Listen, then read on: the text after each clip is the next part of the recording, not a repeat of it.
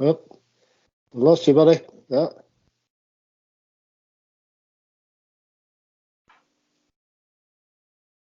Hello, Okay. everyone.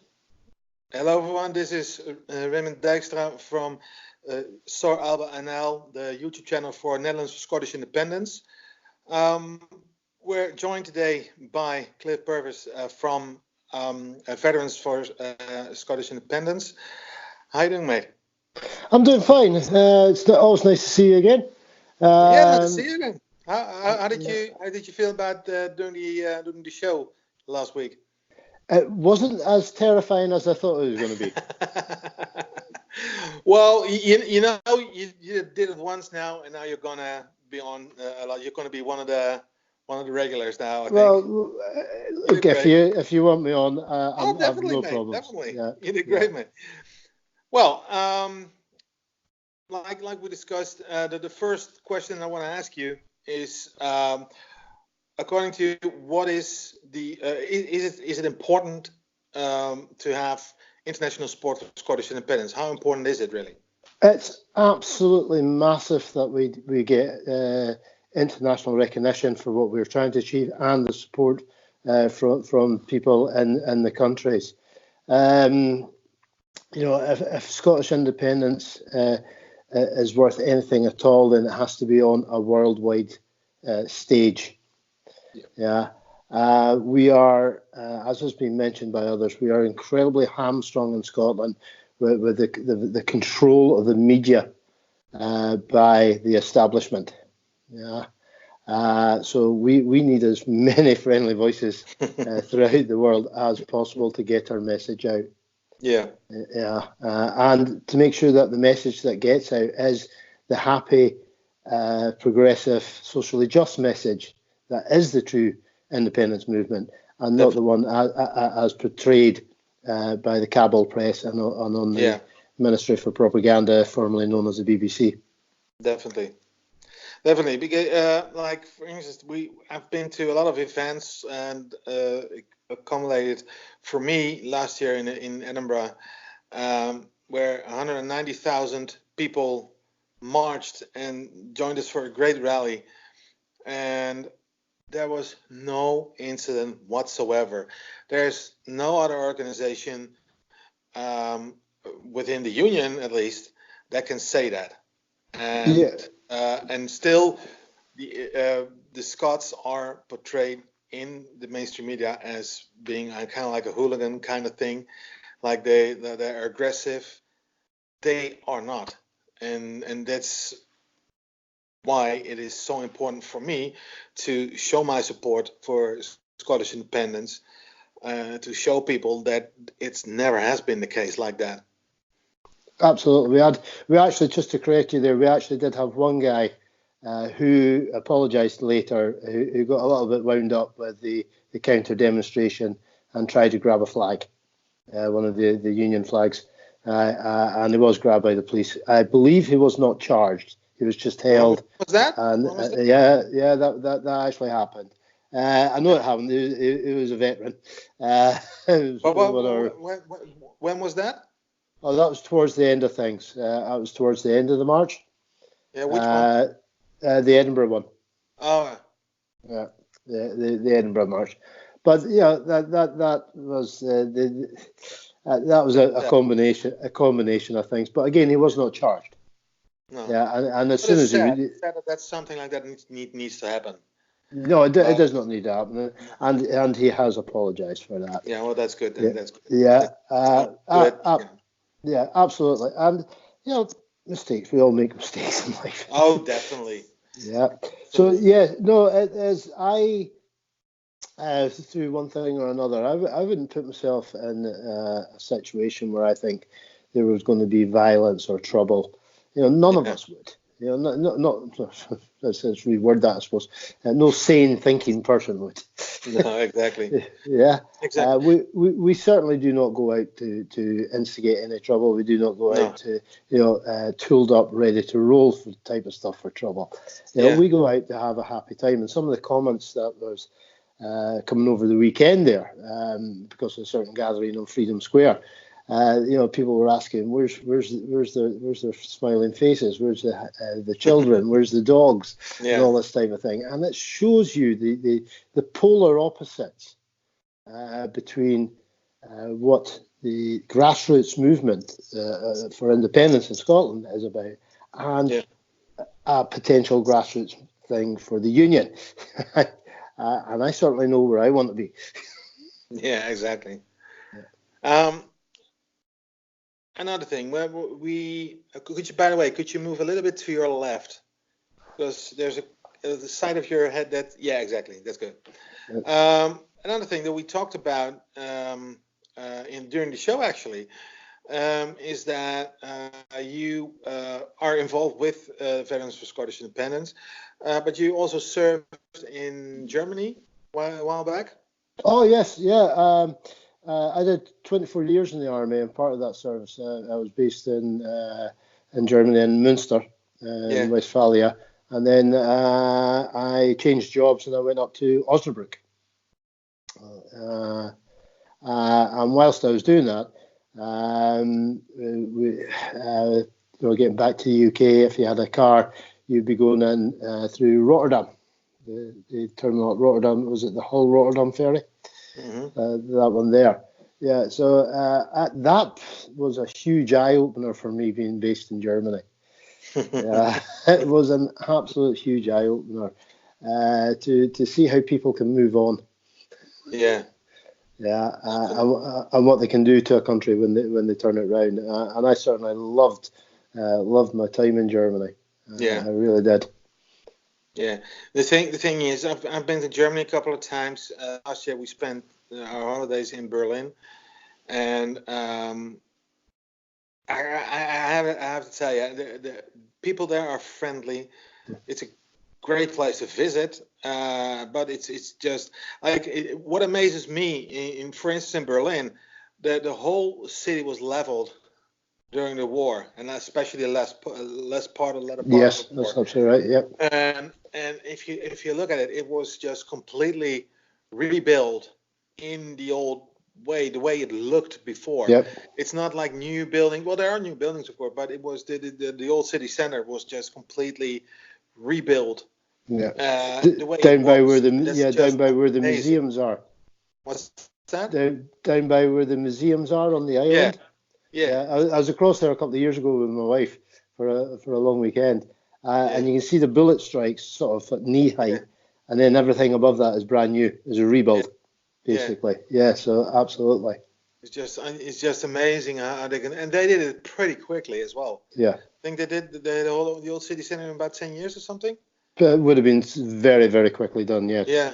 Yeah. Just amazing that they did how they did that, and that just shows you what a strong people they are, really.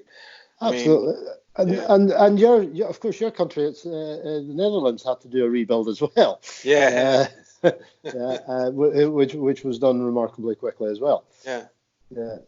So being out and about with the military certainly opened my eyes to how smaller countries could actually get on with things.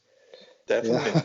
And then you start, well, as sort of being more politically aware, as going through my military service, and I start reading into things and start finding out that there wasn't so much lied to in school as things were never taught to us. Yeah. As part of the Scottish history type thing. The Stone Age, Iron Age, Bronze Age, whatever, all the way through to the Roman invasion, and then it was all kings and queens of England. Yeah. Never taught in primary school the kings and queens of Scotland. Well, it does amaze me, and you don't just see it. Basically, you get taught what they want you to know, and that's why a very good friend of mine, James Scott from the Scottish Resistance, he is so knowledgeable about history, and he continually says if we want people to care more about their future, they have to know about their history as well. Oh, it's one of the things I quote time after time after time. Yeah. To know where we are going, we have to know where we've come from. Exactly. Amen. Yeah. Yeah. Yeah, warts and all. I'm not saying we're the perfect nation. We're certainly not. Yeah, Yes. but we need to know these things, and and we have a responsibility. I have a responsibility as being an adult. That the kids need to know these things. They need to know where their country has come from, Exactly. and it needs to be the honest history. But again, history is always written by the victor. Yeah, that's definitely the case. That's definitely the case. Um, what, in your view, do you think that people in Europe need to know about the whole situation that comes along with Scottish independence? A lot of people don't know about the whole situation that's going on. They just think they don't. Some people don't know that there are four nations within the UK. They just think. Usually they say, oh, England, Yeah. and that's basically what they want you to know, of course. But what would your message be to people of Europe? What you want them to know about the whole situation, about the Scotland's fight for independence? Yeah, first and foremost, is the countries. We are four countries within, I suppose, United Kingdom. That's United Kingdom of Great Britain and Northern Ireland. It's formal title, yeah. The Act of Union between Scotland and England was done through corruption.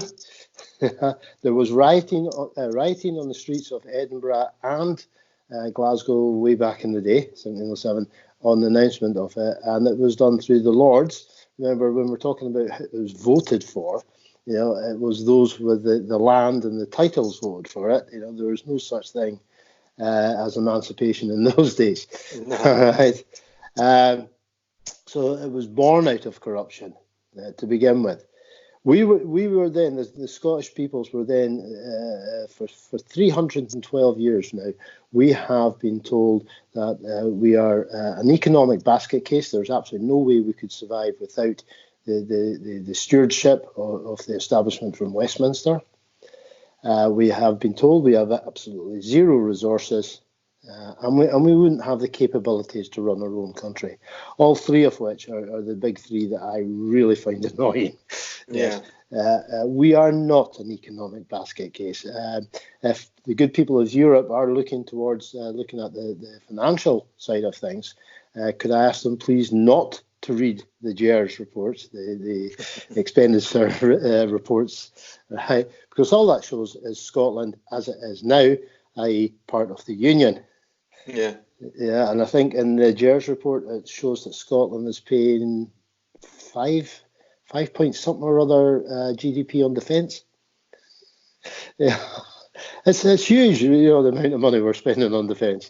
Yeah, which is of course a totally fictitious thing. All right.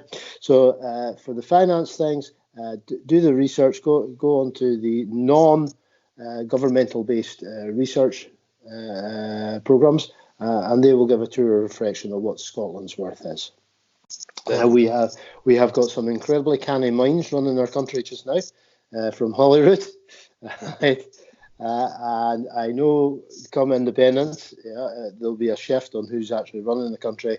But we have some very knowledgeable, very good people that will be at the helm of our country. Yeah. So all I would ask the good people of Europe to do to assist Scotland is that you do what many Scots have had to do over the last 5-6 years, especially, and that's put down the government-issued pamphlets, get on the internet and do our own research on things.